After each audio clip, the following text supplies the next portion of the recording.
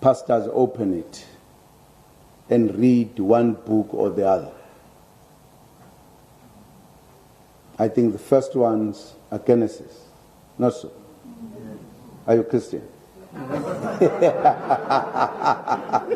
Maybe I'm talking to a person who reads Quran, you know?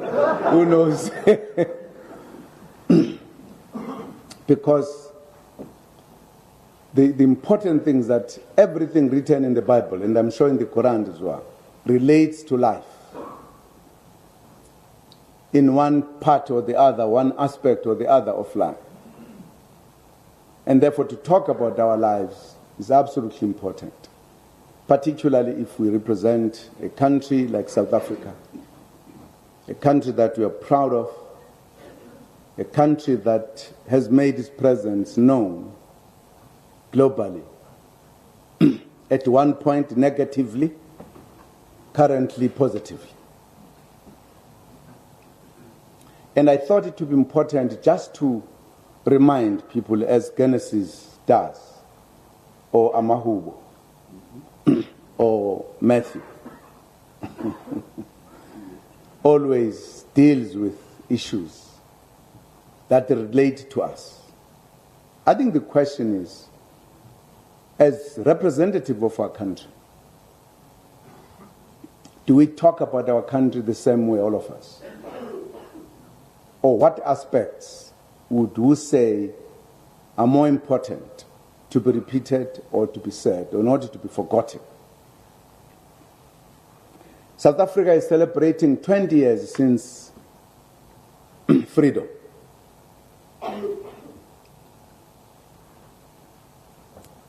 We have decided to stretch the celebrations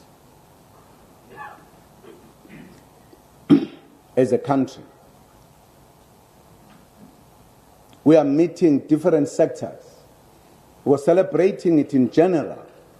Everybody sees, we stand, we say, 1994 we became free, happy birthday, South Africa. Everybody appreciates that. And we celebrate it. But we decided to take sector by sector, because we want in 20 years to remind ourselves where we come from, but also to say we are special people as South Africans. We are a special country. What is it that distinguishes us from others? If we ask the question, what distinguishes you as a South African from others? We should be able to answer the question.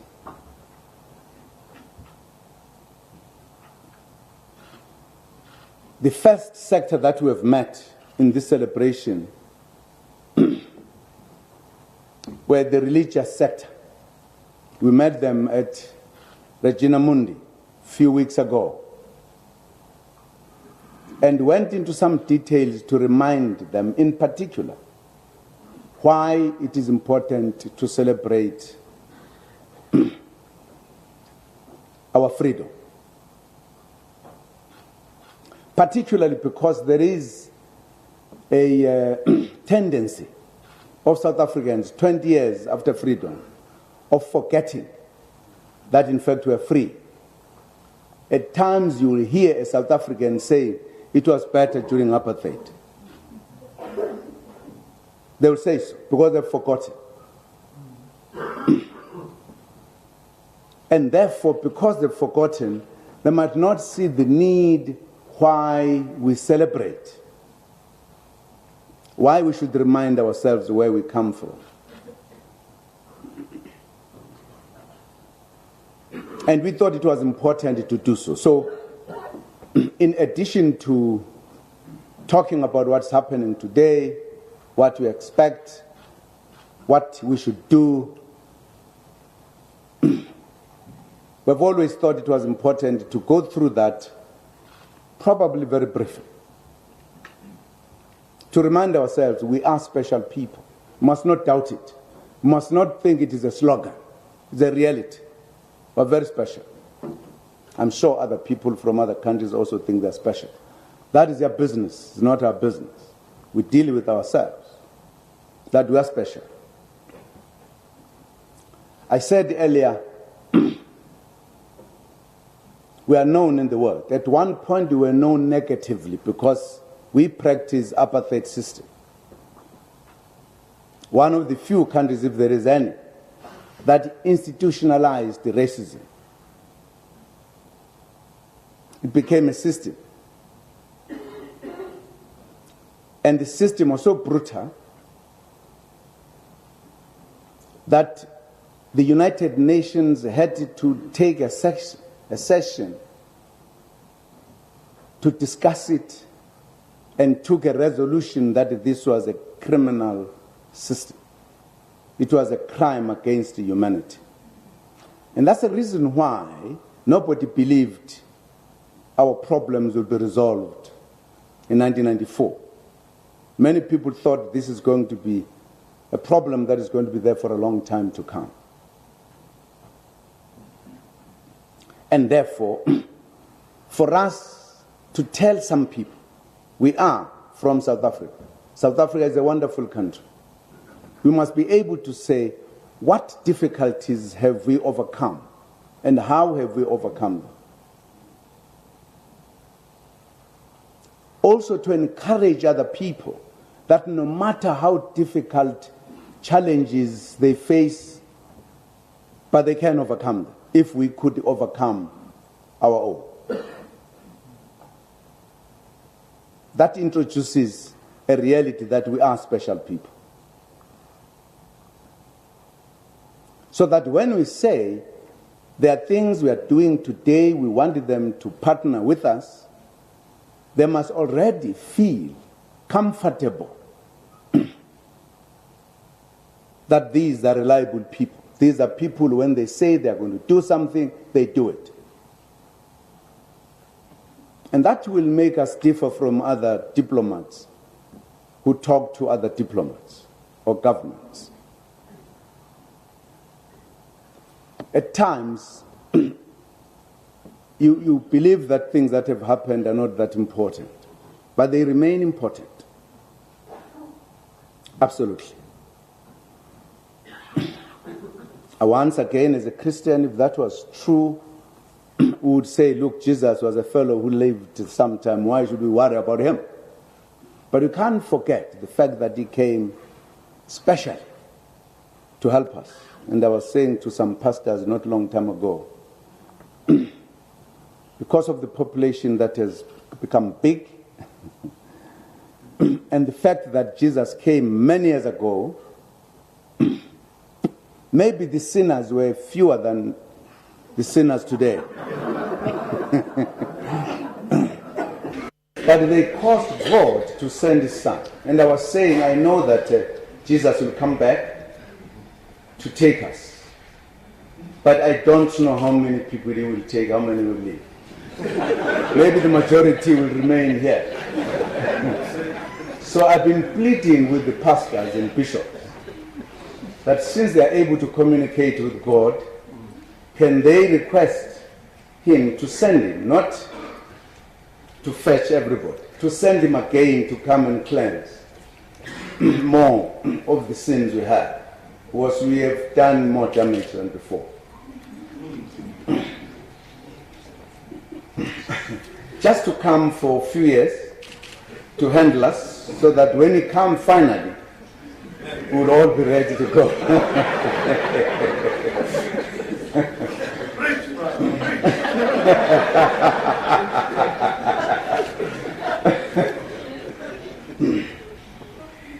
No, that's absolutely true.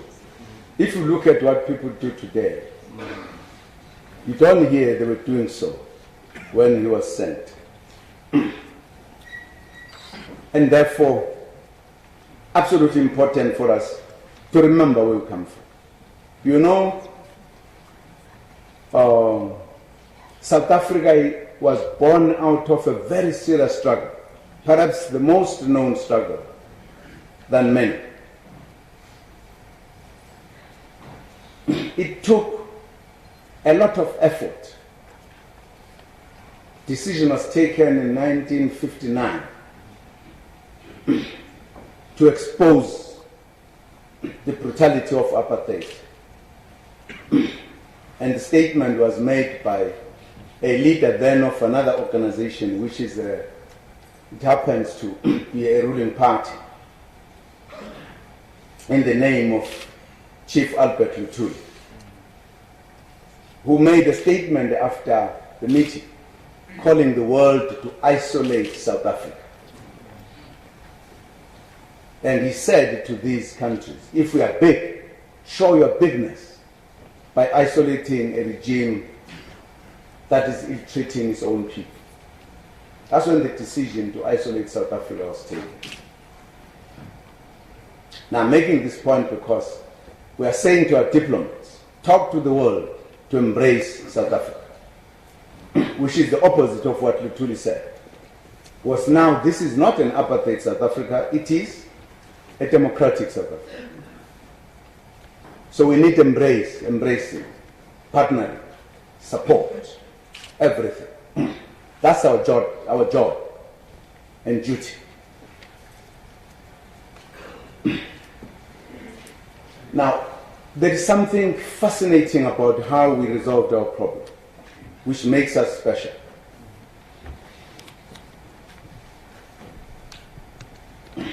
In a meeting that made one important push was a meeting of the frontline state then, which took place in Mozambique, in the invitation of President Samora Machel. He had been visited by the foreign minister of South Africa then, Botha. And he thought he should call the frontline states to brief them, but also asked the mandate, because he was paying a state visit in the United States of America. He had been criticized by his colleagues for signing a Komati Accord with South Africa without consulting them. So he said, as he opened the meeting, you criticized me and I accepted your criticisms. I apologized. But I thought I should brief you. Firstly, two things. I was visited by the foreign minister of South Africa, and I'm not going to go into what Botha was saying. But certainly he was trying to say South Africa is a normal country. Let countries who are neighbors to be good. Let us have good neighborliness. That's a gospel he was preaching. But they discuss, among the issues they discuss President Mandela. Because Berg reported that that man is refusing to leave Robben Island to his home in Transkei. We have offered him. He says he's not to his country.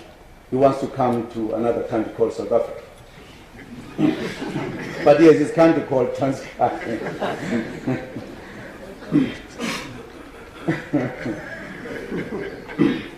And having dealt with that issue, he then said, I am going to visit Reagan. The president then was Reagan. What do you want me to say? Because I need to say what you give me as a mandate. When he finished speaking, first president who raised a hand to speak was the president of Angola, Dos Santos, who said, sorry, the person who was chairing was Julius Nyerere, that meeting was his last time to chair. He had asked to leave the chairpersonship of the frontline states. Zambia was going to take over. And he said, look, sorry, before we all speak, we have a South African here, we have South Africans here, and they are under the leadership of a South Africa called Oliver Tambo, president of the ANC. Can we give him first the chance to speak before we speak? Because he knows his country better, if he has to respond to what Berg had said. So, President Tambo was given an opportunity to speak first, particularly on the matter of South Africa, which was the main issue.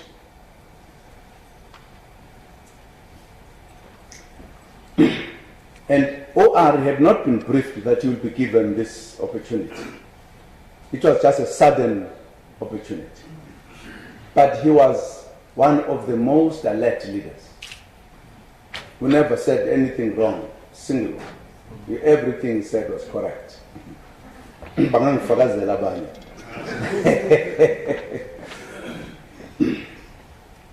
He said, look, we are waging a struggle and we want to defeat the apartheid regime. And there will never be peace in Southern Africa as long as apartheid lived. Because you can't have a neighbor who's practicing a system that has been condemned by the world as criminality.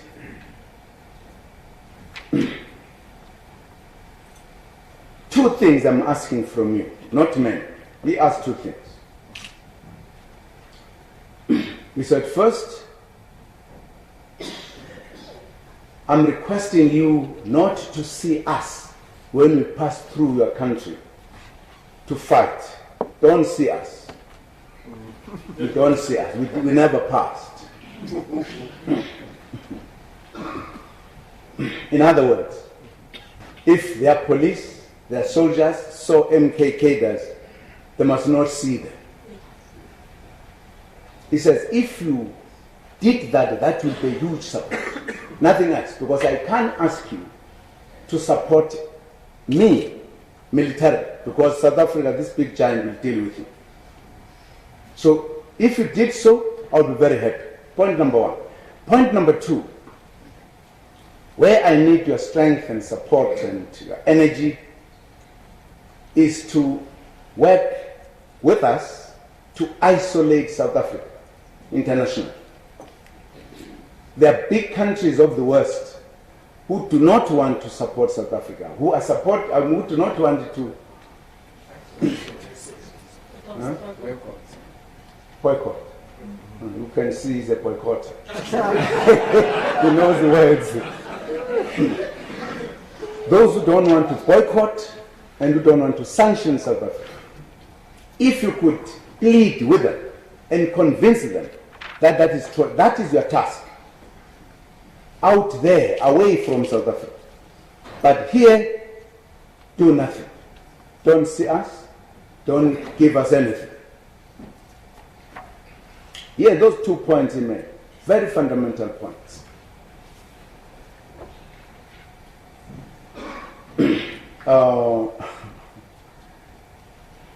They agreed.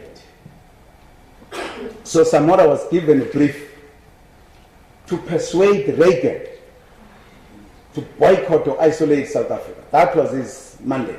It was given by the frontline states. The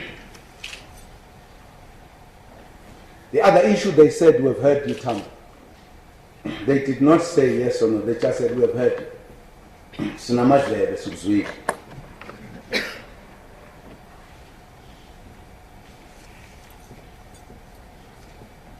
Then Julius Nyerere, who was chairing, said, this has come at the right time. We are going to Bahamas, to a Commonwealth country. We here who are members of the Commonwealth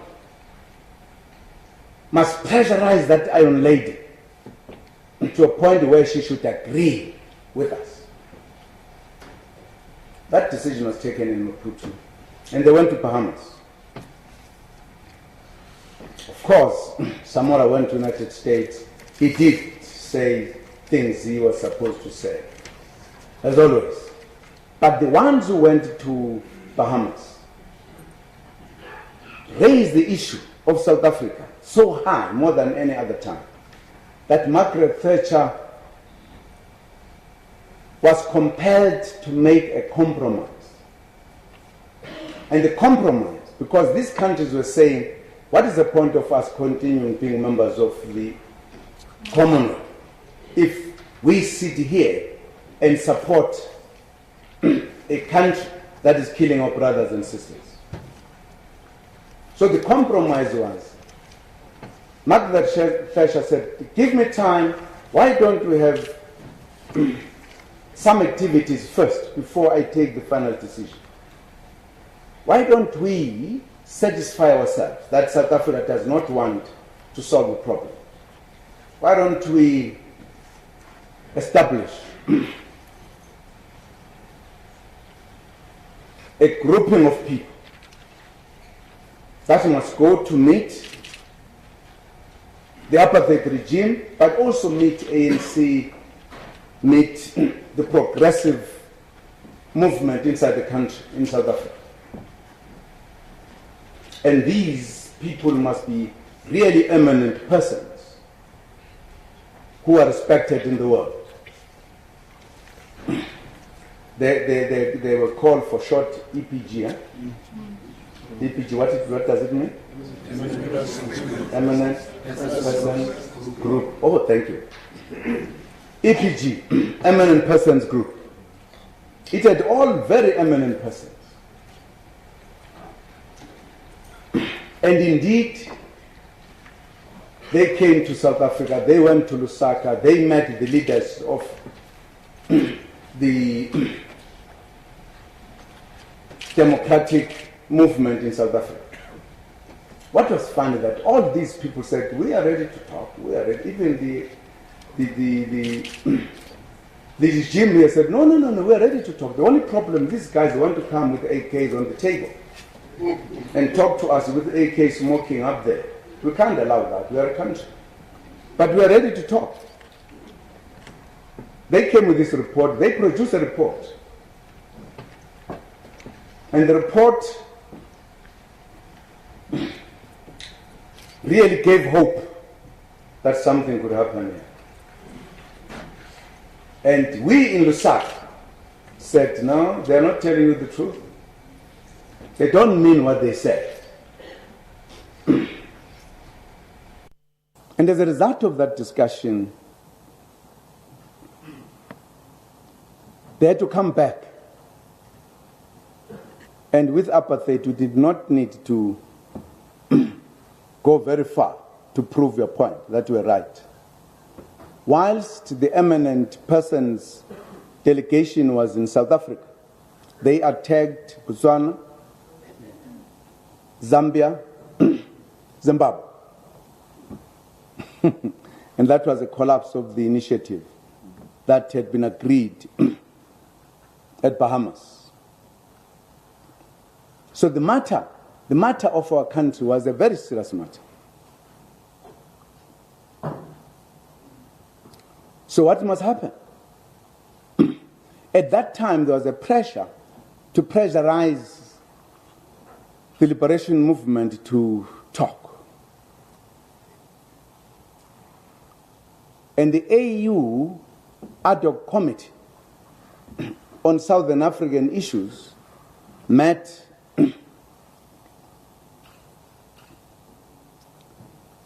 in Zimbabwe to discuss what is the new strategy. Because the issue of whether talks should come or not, this EPG was a lesson that anything could happen. We are all being pressurized. There had been the situation in Angola, which had reduced the myth that apartheid was invincible. You could not deal with it. At Kwito-Konaval. So it was clear even to the friends of South Africa that it was a matter of time. That South Africans, whatever position they occupied, if they were on the government side, a decade would be longer. Those combined forces could march to Pretoria or Cape Town. So the reality was there. So again, in the ad hoc committee, because we always carried bags of the leaders, we were there carrying the bags. When the matter was put, Nigeria, at that time it was Babangida, who was the president of Nigeria, who, because of the role Nigeria was playing in the continent, had put itself as an ex officio of the ad hoc committee of the AU. And it was very important because there was a very concrete support they were giving. So they were there.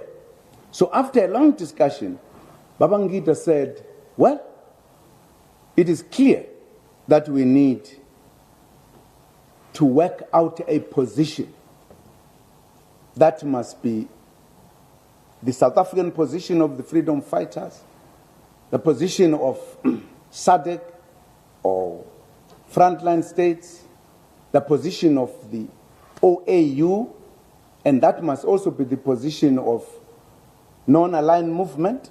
It must also be the position of the United Nations, General Assembly in particular. So we need to work out this position.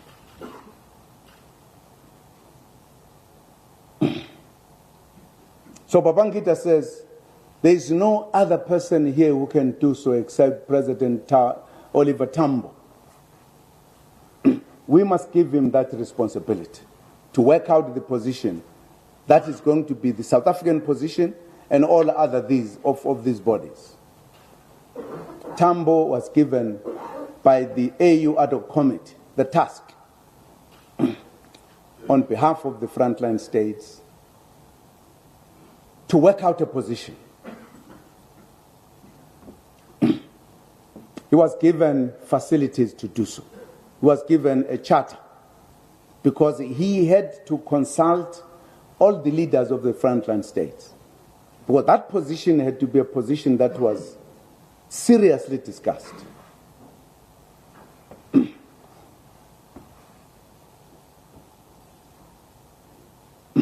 He flew from one country to the other without any rest.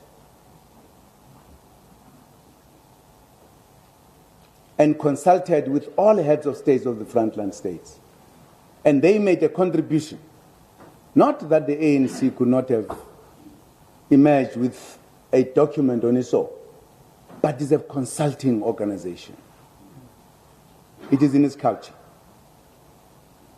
And one of the most interesting was in Tanzania, because Julius Nyerere, one of very prominent and brilliant leaders of the continent, he said, look, it is clear negotiations are not very far. And if we are to negotiate a constitution, you can't just negotiate it from anywhere, just fly. We've got it to have a particular approach. And the approach that we need to adopt, let us work on the constitutional principles so that they become the pillars of our constitution.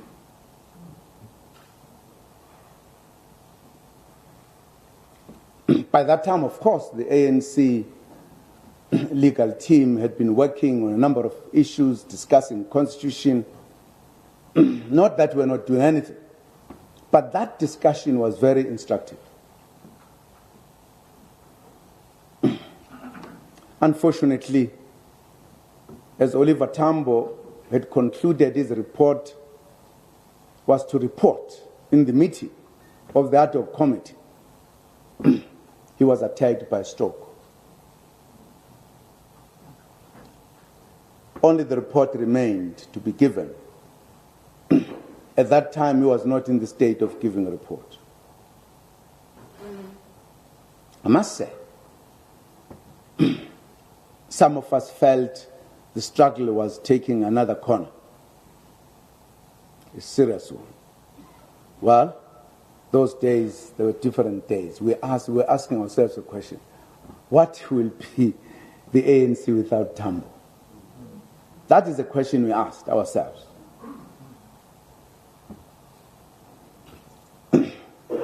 But as soon as the report was given, then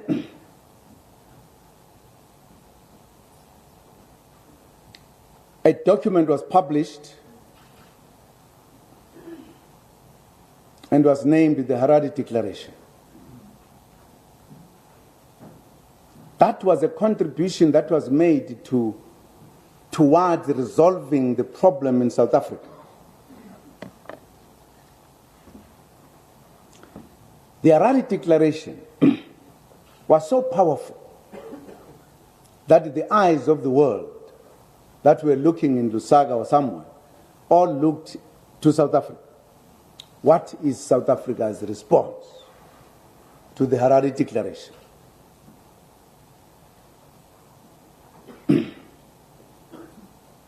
At that time, something had happened here. P.W. Botha had suffered a stroke. A man who was known to be hardlining, called F.W. Klerk, had emerged to take over the reins.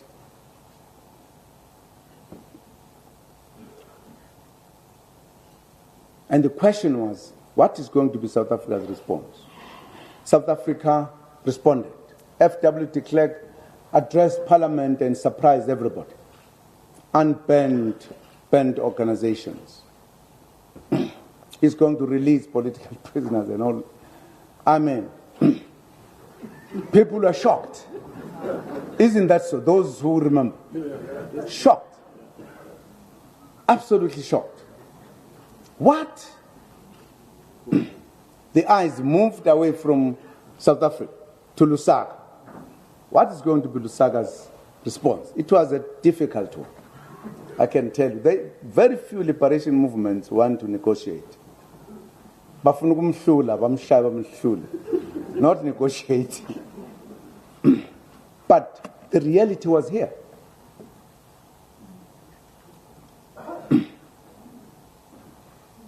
Lusaka had to respond. And Lusaka responded. We said, we hear all of this. There are obstacles to negotiations. We can't just negotiate when our leaders are in prison, when our leaders are in exile, when there is a state of emergency, when there are so many political prisoners. What to negotiate? Who negotiates? Powerful position, as always. Lusaka was always powerful. This was very real. That moved the matter to a quieter position because a link had been created between the government here and the ANC. I remember because I was arriving in Lusaka in the office of the SG, I was phoning London. I was about to go to London for my operations. And he allowed me to talk as I finished. He said, Mfowethu, Councillor yonke lento ikhuluma uye London. You are going to South Africa on Wednesday. It was a Monday. What? He says you are going to South Africa on Monday. Oh, sorry, on Wednesday. To do what? He says you are going there to meet representatives of the regime to discuss the obstacles. Talks about talks. I said, are you serious? He says, yes. For to cancel that, send Tlanta there. We are going home. We are going with Matuna. You'll get one of your guys. Sathathenye insizwa bayaziya abanye la kokuthiwa uKipsini. Sabiza unjenje manje. Sebembiza unjenje abanye bangamaziyo. And indeed, I was imagining myself, and I remember that on Wednesday there is no Zambian Airways going to South Africa. There's South African Airways. What does this mean? I mean, I could go with Zambia if it is tough and come back. Now, South African Airways. I was very serious. And he said, no, you'll meet Thabo later.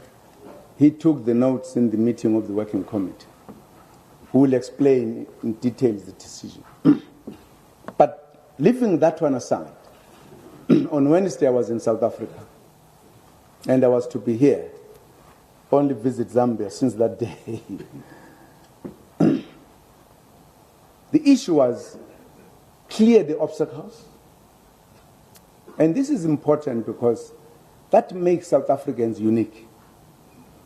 The very fact that a national liberation movement could send its cadres right inside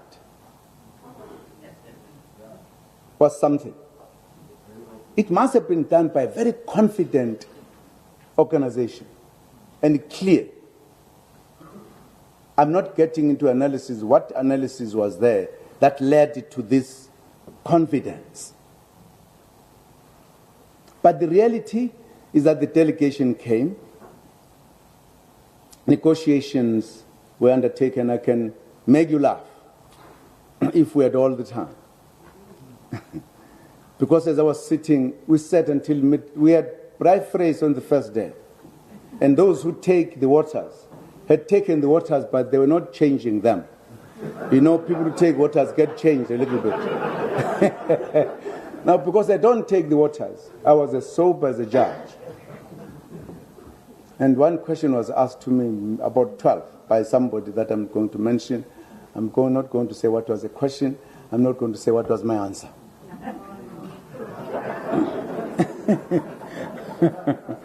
No, I can say because it's history. There had been a fellow called Derek Kutsi, who had left, was a policeman. And this somebody knew that I knew where Derek Kutsi was. So he asked me, Mr. Zuma, where is Derek Kutsi? So I said, well, Derek Kutsi is in Lusaka. But he didn't say much about me, because I was not as dirty police as others he might have reported about. But of course I said to this man, I've been expecting this question since early evening from you. When we were meeting the following day, a tall man walked in. Those who come from other sectors will remember who was it, who would be this tall man. No? Bernard. Oh, Neil Bernard. Neil Bernard. He walked in, I'm sure he wanted to see this terrorist. But yet those days there were no emails. There were no emails. Well, the fax was already there. It was a short fax that he came with, which said, Jacob Zuma is in the country from reliable sources. Would like to inform you. That was just information. But the other one was a police. He got also his own to say, from headquarters, we hear Jacob Zuma is in the country. We have issued a warrant of arrest. And he was laughing because we were sitting with him. Leaving aside many things, I'm trying to say we are special people. That led to a discussion that removed the obstacles without any big deal. Very small people like ourselves, we removed them together. We argued a great deal. We ended up with Groote-Schuur Agreement, or Minute, as it was called, which dealt with the issues of the obstacles. It was taken in Cape Town, in Groote-Schuur, in the house called Groote-Schuur. That opened up the debate, opened up everything. Fine, cleared. We did not agree that we should go and negotiate outside of the country, like other liberation movements have been doing. Again, that shows how special South Africans are. We were ready to discuss our matters here because we did not think there is somebody who is not a South African who understood our problems better than us. We understood them better, and therefore we could have a better solution. So we agreed to remove the obstacles. 2, we agreed that South Africa is a venue, not other capitals out of South Africa. Some people thought the ANC was out of its mind because they thought those who come for the meeting will be arrested.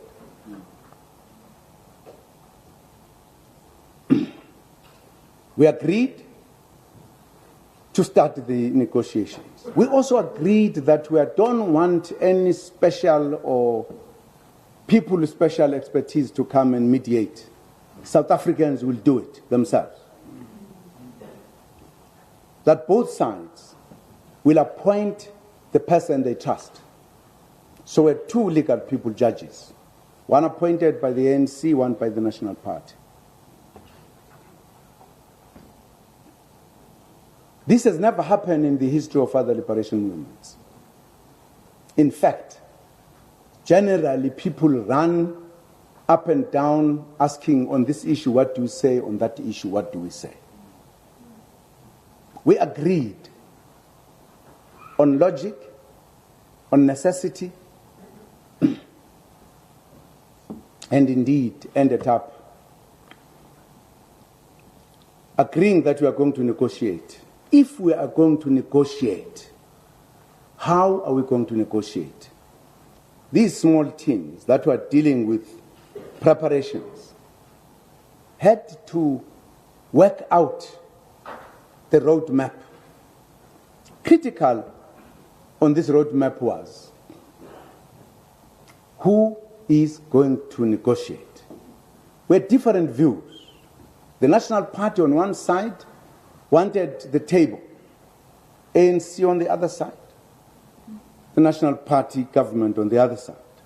Two sides to negotiate and solve every other problem. The ANC said no, we want a round table, not a two-sided table, a round table, because it is not going to be the National Party and the ANC only.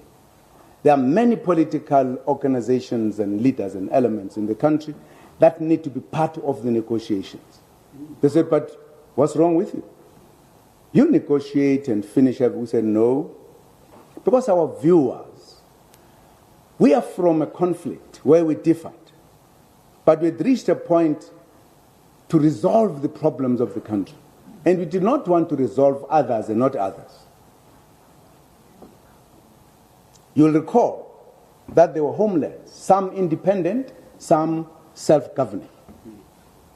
Within the homelands were political parties, opposition parties and ruling parties. There were many countries within South Africa. And there were visible political entities who believed they had a mandate. The fact that they did not have a mandate is neither here or there. They believed it. And once politicians believe, you must know you have a problem. So we argued that all political entities must participate. We finally prevailed in that argument and agreed that the table will be round. We call it CODESA. What CODESA meant? Congress for the South Africa. Convention for a Democratic South Africa. CODESA. Already we're saying is the beginning of a process to create a democratic South Africa. Our negotiations were not just negotiations to allow people to vote or not to vote. It was dealing with the fundamental issues of the country. We believe the National Party thought all those parties would be on its side because they were from the structures that were created by it. We called all of them to a meeting and established something. What was it called? Ewa? The Patriotic Front. You know, we are special people. We had been calling these people names, puppets, sellouts, whatever. We, on the road to freedom. Now we were at a verge of establishing a country, of resolving a problem. Those names were no longer important. What was important was that everybody in South Africa should agree, should be patriotic, that we are creating a country different from other countries. Patriotic Front, as we debated in the negotiations, if the ANC made the point, that point was supported by the entire Patriotic Front.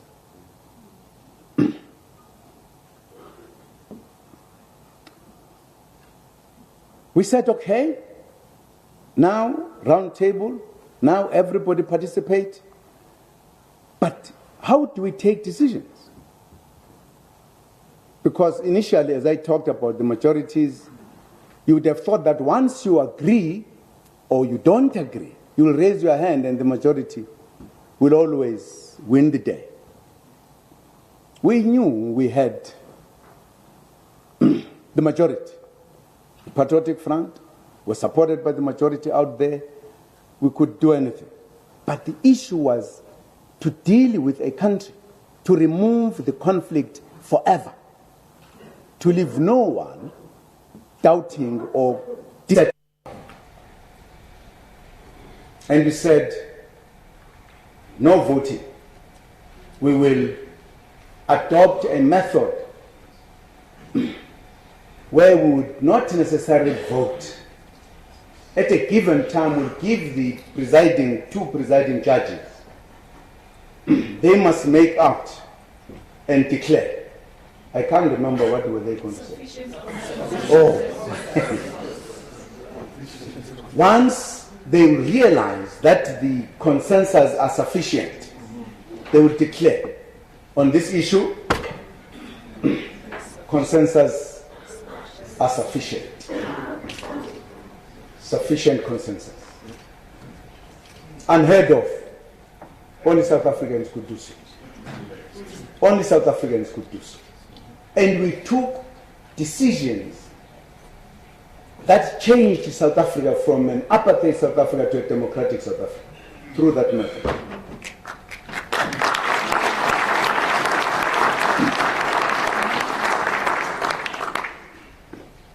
People never believed it will work. They said it is impossible. And indeed, an incident that happened as we adjourned for the first time made people to say, indeed, this cannot work. Because as we were adjourning, our two leaders were going to address the closing. That is President Klerk then of the state and President Mandela of the ANC. And de Klerk asked to speak last. And we all agreed. And Madiba spoke very reconciliatory and putting a very positive kind of feeling we are going to solve the problems of the country. And when de Klerk came, he went for the ANC. Ruthlessly. And you're all sitting and looking at him.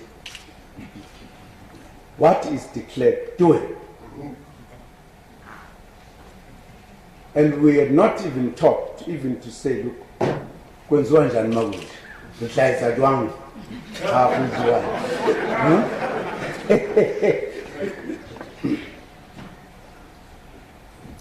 As he finished, Mandela stood from where he was sitting and walked straight to the podium without the director of the program having given the right for him to speak. And he went for de Klerk. He actually went for the jugular. He said, you are not even trusted by your own people because you are not trustworthy. Why do you do this?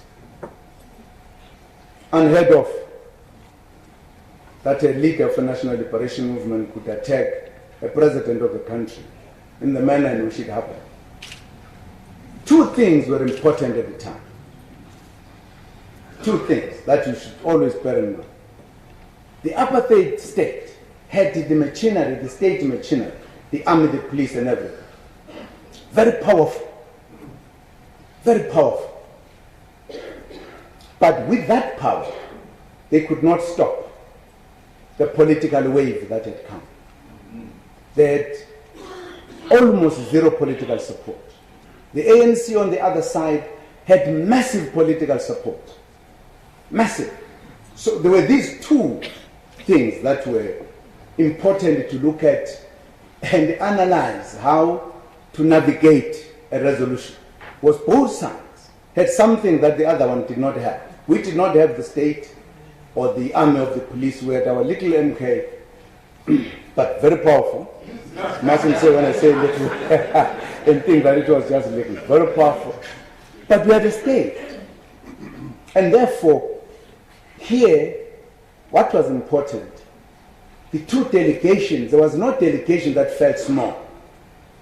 They both felt this is our country, we're solving the problems of our country. and we're forgetting the past.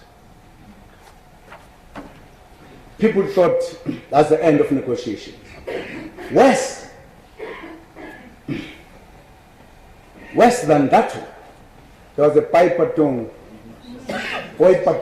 attack, massacre, that made things worse. And people said, well, that's the end of the negotiations. What else can they do?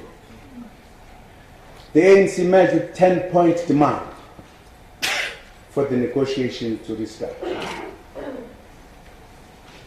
And in no way the National Party could not meet the 10-point demand. That's what made Mtwana Wapindangene more angry.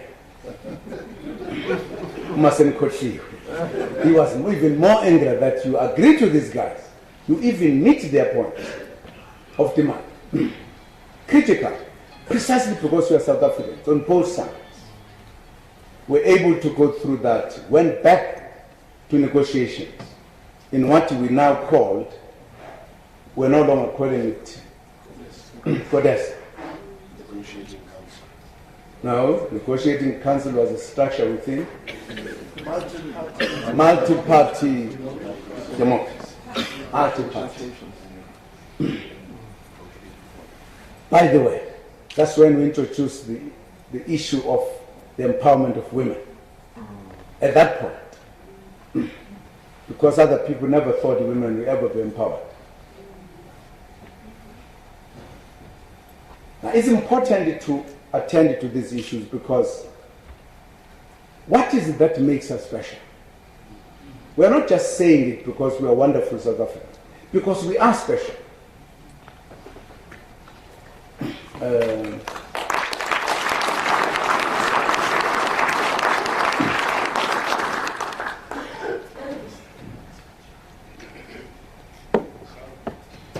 You stay very fast, so I'm going to take my time because I want you to represent this country properly.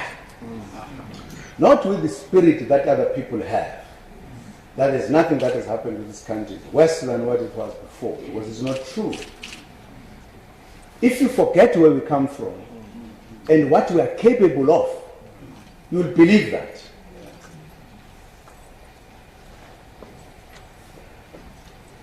We finally negotiated some of the critical things that you can think of. One of the biggest mistakes that many national liberation movements have made had been, once the negotiation time comes, to go and negotiate a constitution. Because by doing so, you avoid discussing the issues that are pertinent in the conflict in the country. You discuss the constitution. And therefore, the manner in which you craft your constitution is like a problem solver instrument. You are solving problems with the constitution rather than political issues.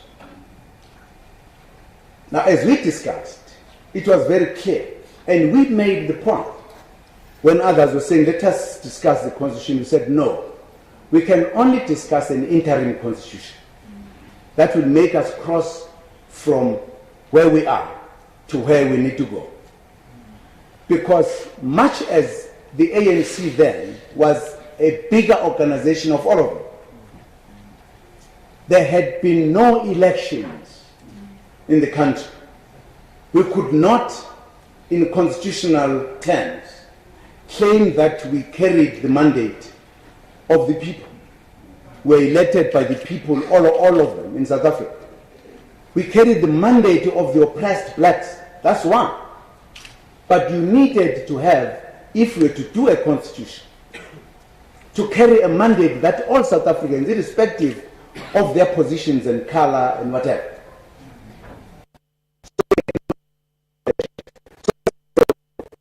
a constitution deserves to be written by people who have been elected by the majority of the people, all of them together. All what we can debate is the instrument to cross from apartheid to democracy. So we created and very cleverly too, the interim constitution. The importance of the interim constitution, colleagues, was, among other things that it said, you need a government of national unity. You should not, from the beginning, the party that wins the majority rule the country on its own. Because we have not addressed the tensions, the disagreements, every other thing. And therefore you needed all these parties to govern together. But for a party to govern, it must have a mandate in terms of the percentage of the votes that will be so much to be in the executive. The ones falling below will only be in parliament. That was a crucial clause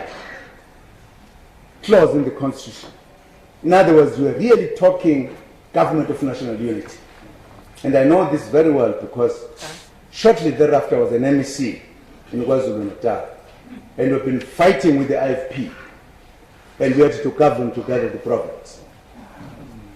You can imagine how this instrument was made to make us work together, to learn to work together at national and provincial. In the province that I'm talking about, the ANC was in the minority. It was the only province where we were in the minority. But we worked, and indeed, all of us as political parties in the executive were concentrating in building a culture of governance in this country together. Very South African, by the way. Very unique. One of the elements that says we are unique people. Don't you think we are unique?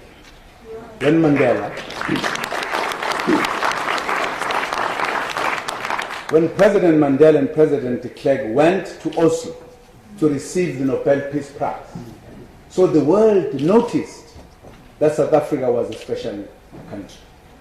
They are the only country that has produced two presidents at the same time getting the Nobel Peace Prize.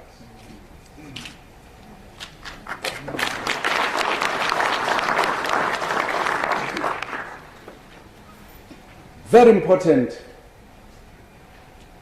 to remember these things, because if we don't, we'll then agree with critical people who are saying this country has become useless, it's about a banana republic, it's about to fall, because it can be. Its roots are deep.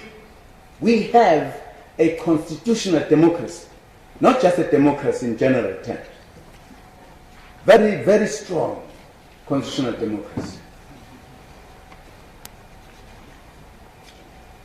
That's why, you know, if you talk about apartheid, people will tell you, I did not want to be known when I left South Africa that I was a South African.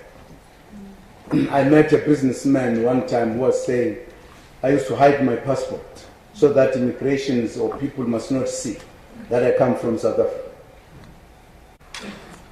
He says it was tough, but we thought it was good. He was then saying to me, I was a deputy president then, he was saying, today, I want everybody to see that I'm a South African. I come from a country called South Africa. Bear away. I'm here. Put my passport and look at it.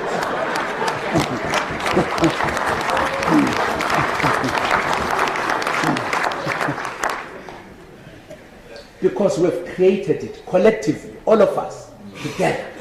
Not a single person who created South Africa. All of us made it what it is. The country that people were saying sorry in the past. Today, I go around, everybody wants to be a South African. They envy us. They embrace our constitution. Why? Because our constitution was not debated to solve political problems. Those were solved in Kodesa.